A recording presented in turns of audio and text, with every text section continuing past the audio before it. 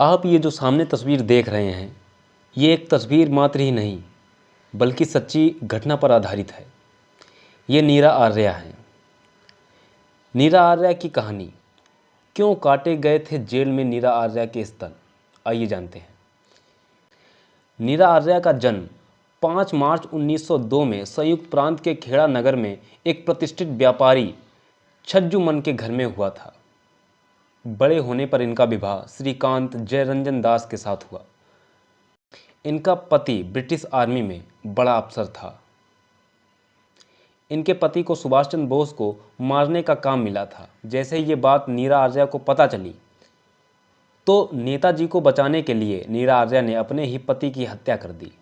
ये आज़ाद हिंद फौज में रानी झांसी रेजिमेंट में एक सिपाही थी। इन पर अंग्रेजी सरकार ने गुप्तचर होने का आरोप भी लगाया था। कहा जाता है कि आज़ाद हिंद फौज की पहली महिला जासूस यही थी। आज़ाद हिंद फौज के समर्पण के बाद जब लाल किले में इनका मुकदमा चला तो सभी बंदी सैनिकों को छोड़ दिया गया था, लेकिन इन्हें पति की हत्या के आरोप में काले पानी की सज़ा दी गई थी। नीरा आर्या ने एक अपनी आत्मकथा भी लिखी है। आत्मकथा के अनुसार जब हम जेल गए तो हमारे रहने का स्थान वे ही कोठरियाँ थीं जिसमें अन्य अपराधी महिलाएं थीं। हमें रात 10 बजे कोठरियों में बंद कर दिया जाता था। चटाई कंबल का नाम भी नहीं था। मन में चिंता भी थी कि इस द्वीप पर जहाँ चारों तरफ पानी ही पानी है, ऐसे में हमें आज़ादी कैसे मिलेगी। यही ख्याल करते करते रात गुजरी तो थोड़ी देर बाद नींद आई तो लगभग 12 बजे एक सिपाही कंबल बिना बताए ऊपर ही फेंक गया। जैसे ही उसने कंबल फेंका मेरी नींद खुल गई। गुस्सा भी बहुत तेज आई, पर वहाँ कर भी क्या सकती थी, लेकिन कंबल पाकर कुछ राहत मिली।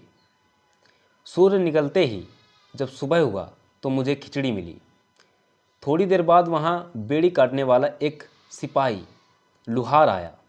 बेड़ियाँ हटाते समय पैरों पर भी चोट लग रही थी तो मैंने कहा, अंधा है क्या, पैर में क्यों मार रहा है। पैर क्या, हम तो तेरे दिल में भी मार देंगे, तुम क्या कर लोगी मेरा, अंग्रेज ने ऐसा कहा। बंधन में हूँ, तुम्हारा मैं कर भी क्या सकती हूँ। यह कहते हुए मीरा आर्या ने उसके मुंह पर थूक दिया और कहा, लोगों की इज्जत करना सीखो।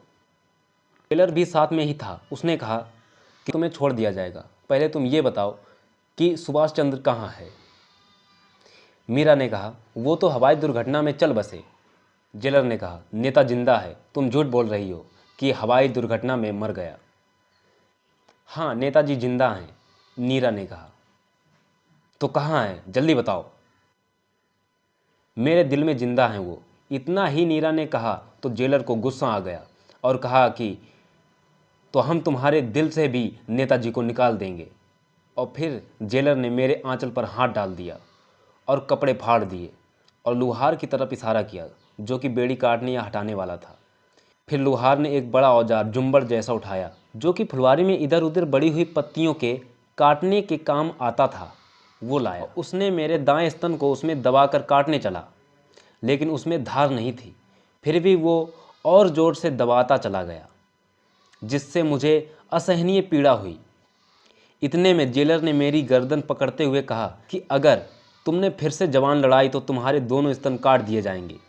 आज़ादी के लिए जो लड़ाई लड़ी गई वो आसान नहीं थी, जिसमें पुरुषों और महिलाओं का, वीरांगनाओं का बहुत ही बड़ा योगदान है। अगर ये कहा जाए कि केवल पुरुषों के दम पर आज़ादी मिली है तो ऐसा कहना बिल्कुल ही गलत होगा। हमारे देश की वीरांगनाओं ने आज़ादी को लेकर बहुत ही बड़ा योगदान दिया है। बाद में 26 जुलाई 1998 को इनकी मृत्यु हो जाती है। मिलते हैं अगले वीडियो में एक नई जानकारी लेकर।